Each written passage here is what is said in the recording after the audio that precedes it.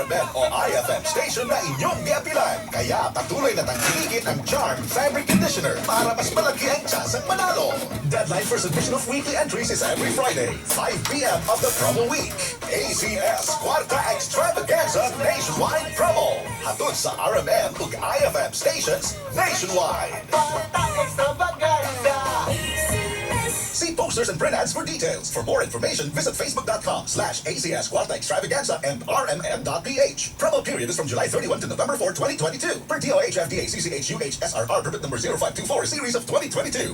Karong mama abilidad nako with EQ Plus diapers. Nahimo mas labihan ang bonding time with baby. Mas daghang horsey-horsey. Tigidig-tigidig. Dance-dance. Up and away, baby. Way! Kung sure pilit ang tape sa diaper, anli ang bonding. Ang EQ Plus, adunay sure pilit magic tape. Plus cloth-like cover, maunang komportable si baby. Affordable pa. Bulaga! Kung quality ang diaper, anli ang bonding. Pag EQ Plus. Pag quality ang diaper, only ang banding. Mag-EQ Plus. Ito ang DXDR 981 sa Dipolog City. Basta balita at serbisyo publiko. Tatak RMN.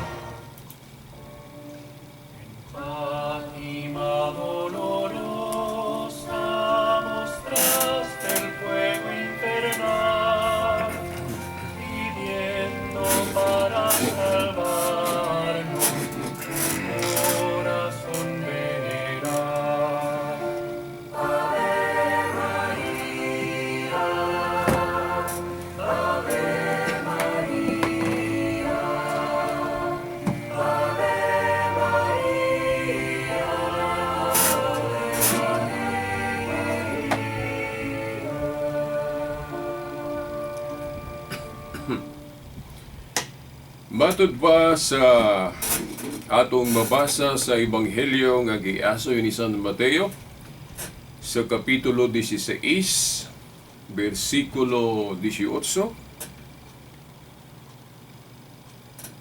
Simon Pedro, sa ibabaw ni ining bato pagatukuron ko ang akong iglesia o simbahan. Mga tinahod nga tigbaminaw ang namulong ani dili ako, dili ang atong yung Ginoong Jesucristo, ako lang gikutlo no sa pagpasiuna sa atong laing segment karon sa tulumanon kahayag sa pagtuong Katoliko. Ato kining gikutlo kay diri ta manukad sa atong pagpadayon sa atong gihisgutan mahitungod niining the teaching authority of the church o sa pagpamulong sa atong Ginoong Jesucristo sa pagtukod niya og iglesia. Kini gisaysay usab sa maong bersikulo nga usa kini kagingharian. Kingdom, no? Ang iglesia o simbahan usa ni kagingharian. Ngano tungod kay aduna kini hari. Diba? Aduna kini hari. Ug ang hari niini walay lain ang founder abot, no? Si Kristo ang founder niini. Siya ang king.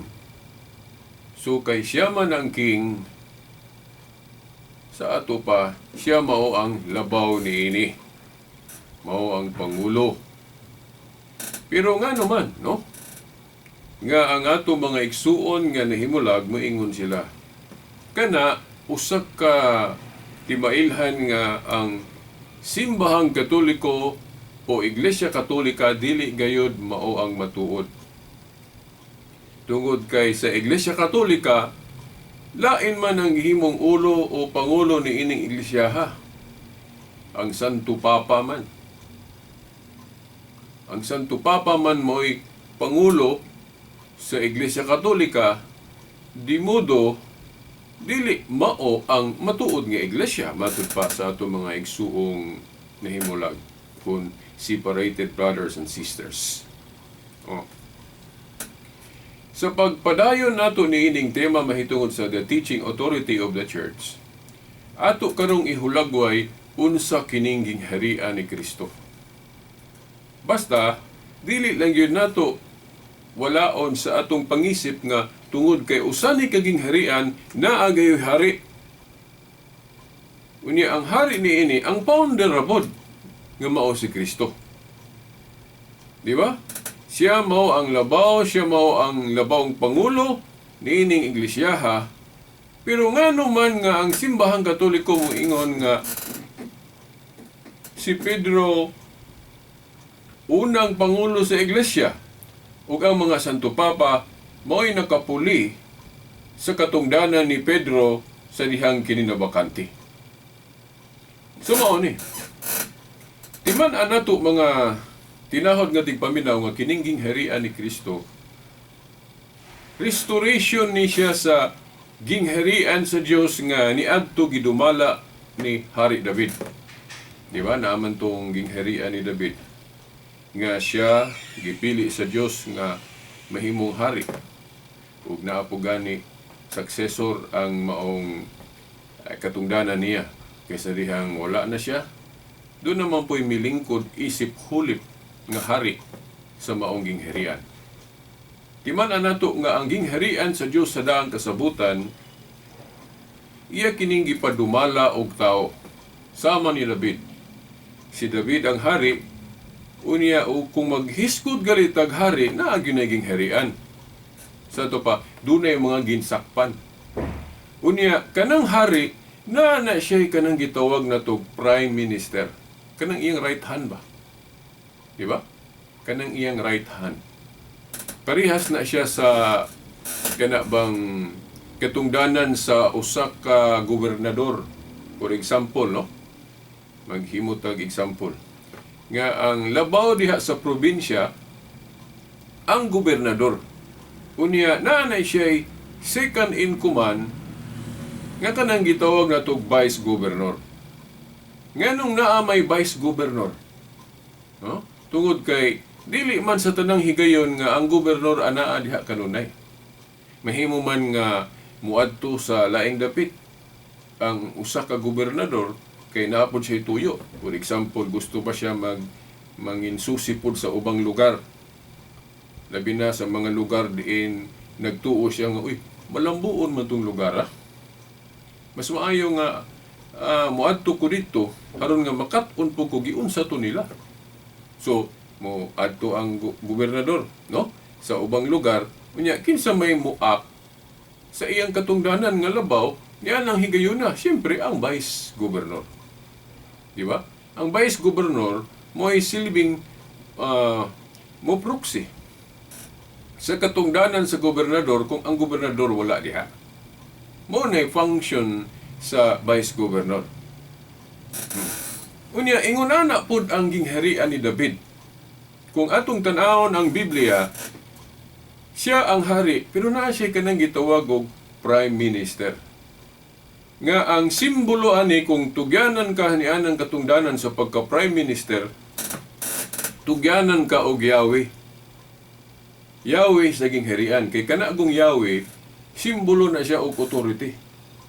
Authority sa pagmando kay tiaw mo na kung halimbawa, no, example sa usa ka lawak o usa ba ka lawak diha sa eskwelahan kung ikaw mo ay pahawiron sa Yahweh.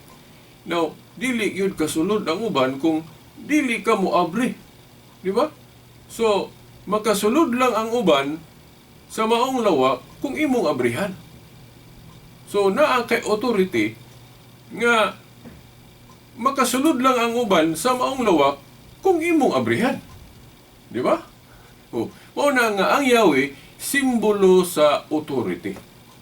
Di ba? O, siguro kung maingon mo, asa man sa Biblia veritas nga atong masabot nga kanang gingharian ni David o katong gingharian sa Dios sa daang kasabutan nga gidumala og tao, asa man na mabasa pananglit sa Biblia nga ang hari na siya second in command. Kanang mayordomo, kanabang iyang saligan kung pananglit wala siya diha. Mga igsoon, basahan ninyo ang Isaias Kapitulo 22. Isaias Kapitulo 22, tudling 20 hangtod sa 23. especially kanang 21 o 22, no? Usbon na ko ang sitas. Isaias 22 tudling 20 hangtod sa 23. Ang pahayag diha, naghisgot diha og kadtong panahon diin adunay nakalingkod sa katungdanan ni David isip hari. No? Kay puli-pulihan lagi ng katungdanan kung mabakante, no? Kay nasa buhat 1:20 kung ang katungdanan mabakante dunay mopuli. Pareha sa atong presidente. Kung mabakante ang katungdanan sa pagka-presidente, doon na yun ay mapuli. Diba? Doon na yun mo succeed.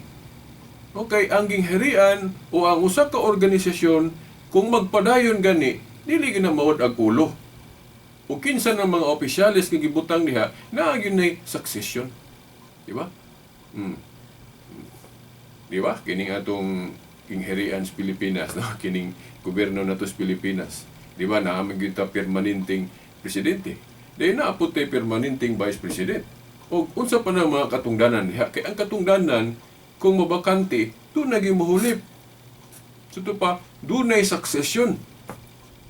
Dili ra ni sa simbahan, kung dili ni kay sa simbahan katoliko ra gani kung ako ning ulagway kay basig inyong gihuna-huna if kabalon nako unsa ana ni Veritas iya din ipabarog ng Santo Papa din mga kardinal, mga pare din ug wala na pudto mga apostoles, mga obispo may mapuli.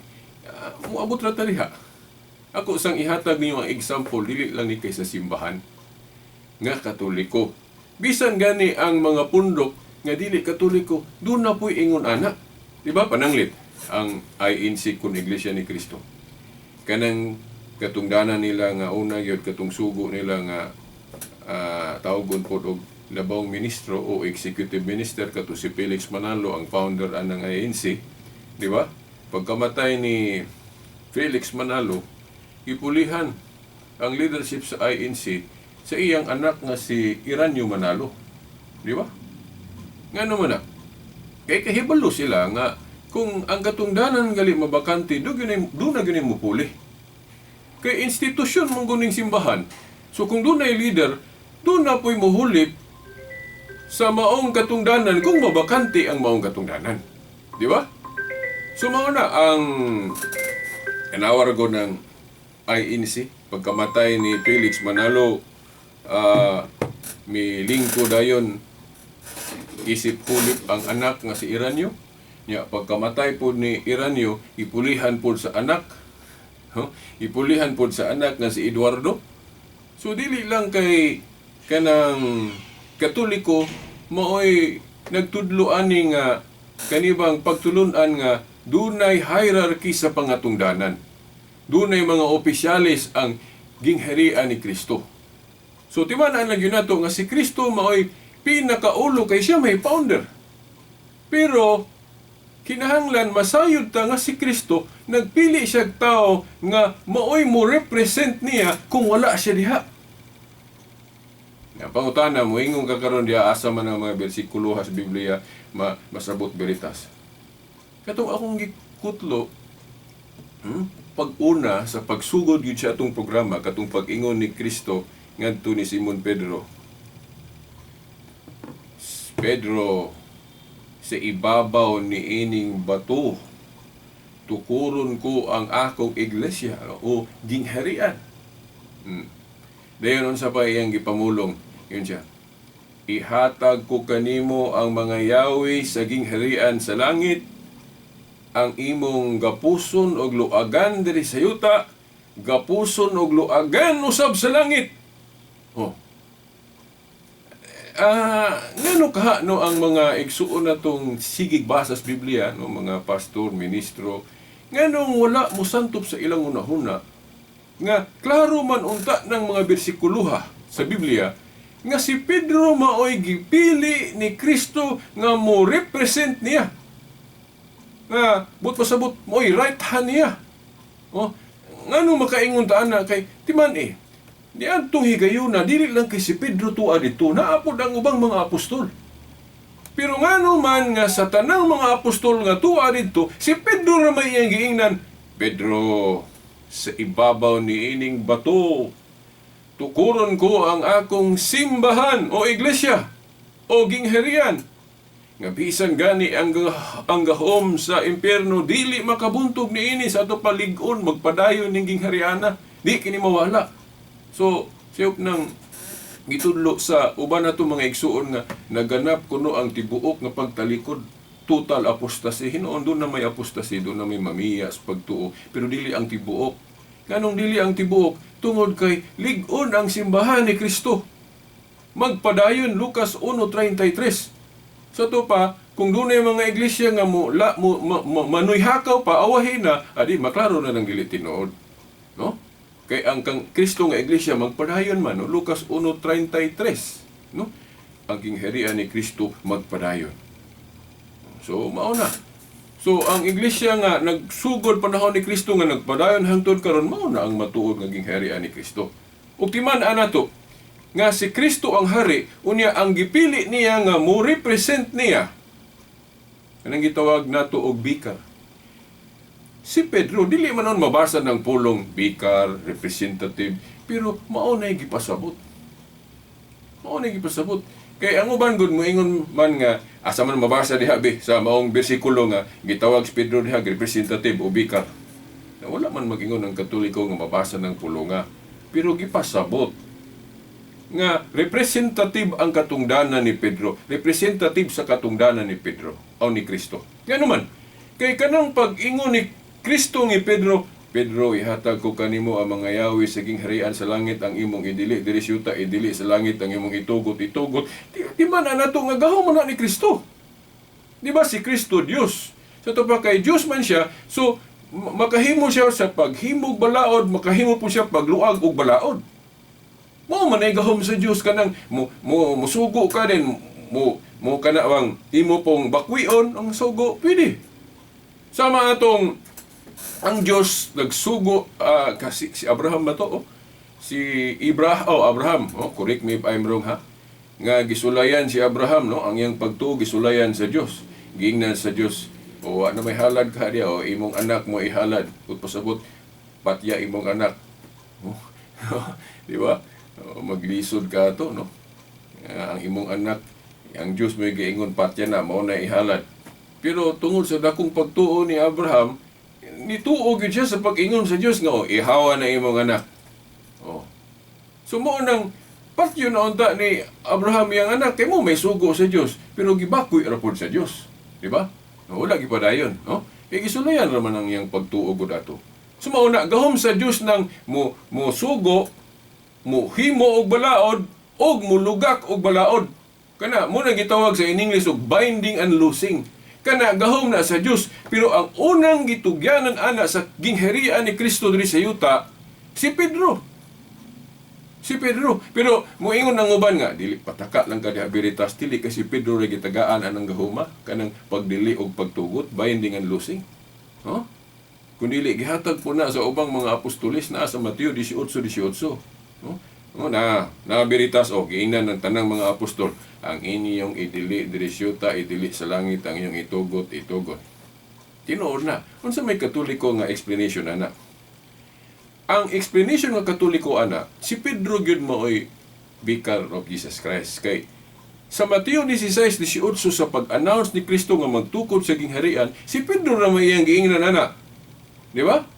Ang imong idili diri Pedro o gitugot sa langit, idilog gitugot sa maulagi na, no?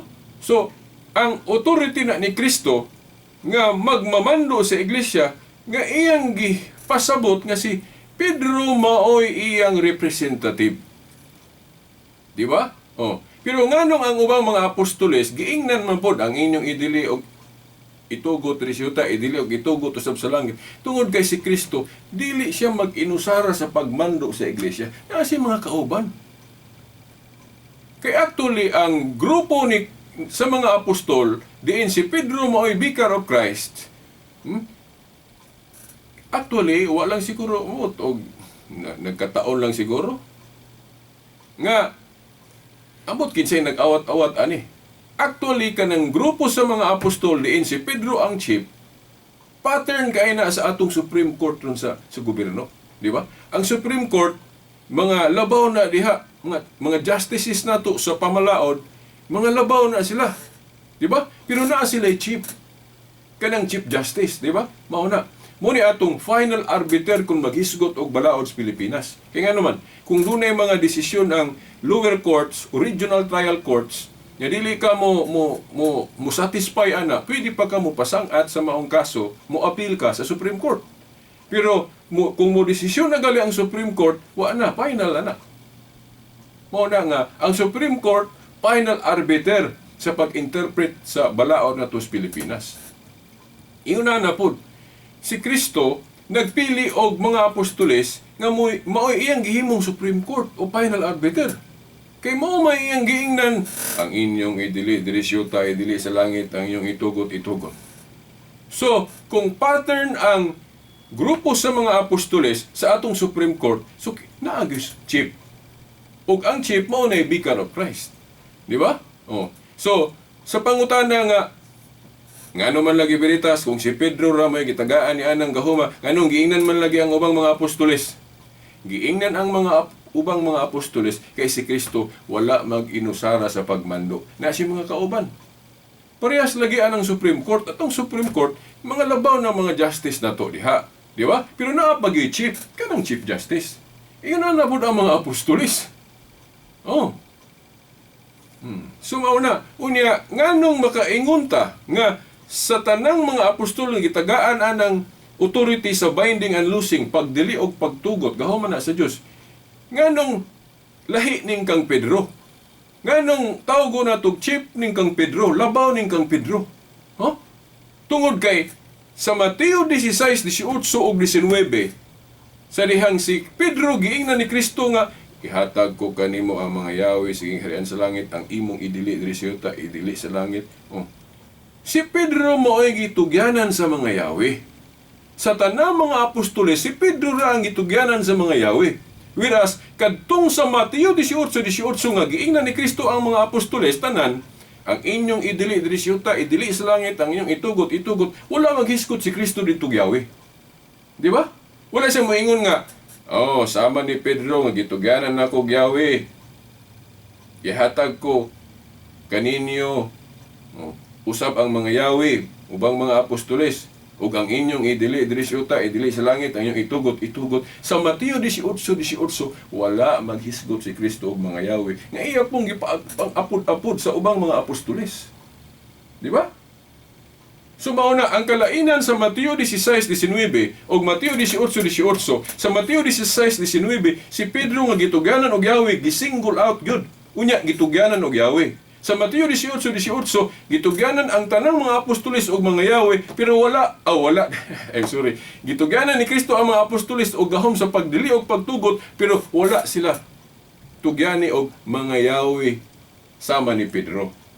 Sumaunay kalainan. Nganong dunay kalainan na? Nganong si Pedro ra ang gitugyanan sa mga yawi sa gingharian sa langit kay usa ra manggoy chief sa usa ka kapunungan. Di ba? Sa Supreme Court, di ba usa ra may chief? Diba? Sa ito pa ang yawi, ihatag lang sa single out person. Kay, nabagoy gingharian nga daghang prime minister, nga usara man kabuok. Diba? Oh? Sa atong gobernador, nabagoy kana bang organisasyon sa probinsya nga ang gobernador, ang vice governor do kabuok? Dili usara na. Ang gobernador usara gyud iyang vice governor. Ang mayor usara iyang vice mayor. Mauna nga si Kristo po isip hari usara po iyang prime minister. Si Pedro iyang gipili, gipasabot niya. Di ba? Unya, labi na kung mudagan ta sa bersikulo sa Biblia nga kadtong taliabot na gyud nga mukayab si Kristo sa langit, nga musaka na siya sa langit, nga iyan na yung giturn over ni Pedro ang katungdanan sa pagkalabang pastor. No? Asa man na mabasa? Juan Kapitulo 21, tudling 15 hangtod 17. Basahan ninyo. Juan 21, 15 hangtod 17. Naaghapon ang ubang mga apostol dito, pero si Pedro ra gyud giingnan. Pedro, gihigog mabako nimo? Kung tinuod kang nahigog man ako lang giparaphrase ha. Kung tinuod kang nahigog man ako, atiman na ang akong mga karnero. Na dito ang ubang mga apostoles, nganong si Pedro na may giingnan na to. Pedro, atiman na ang akong mga karnero.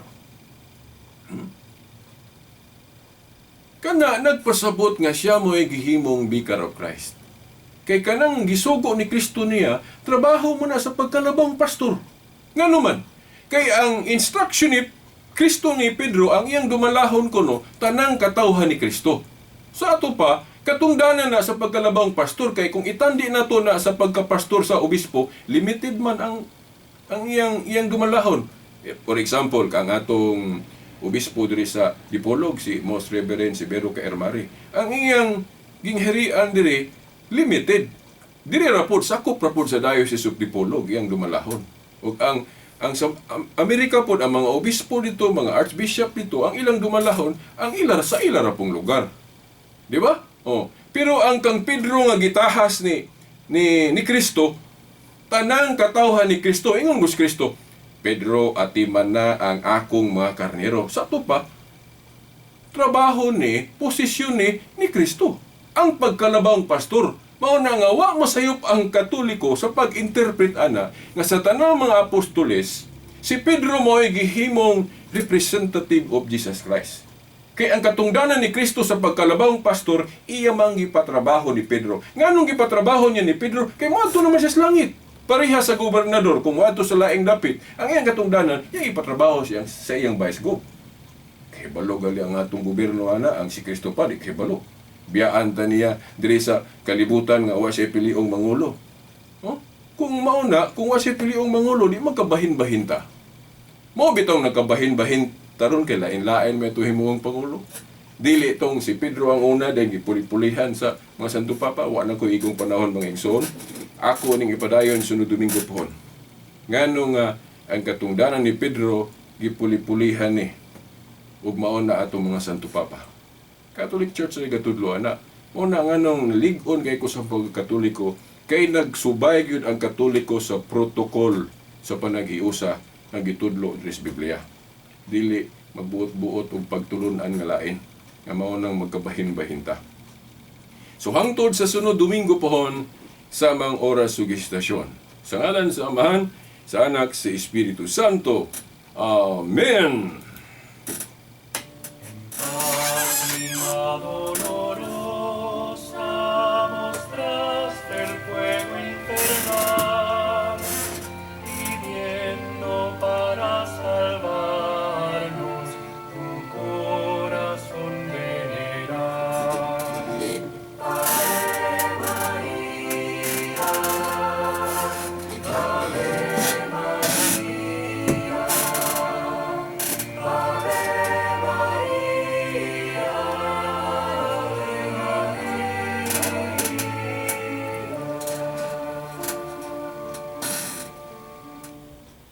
Tatak RMN. Sa Pride Anti-Bac Detergent, limpyo ang nilaban, not out ang bakterya. Stop ang germs sa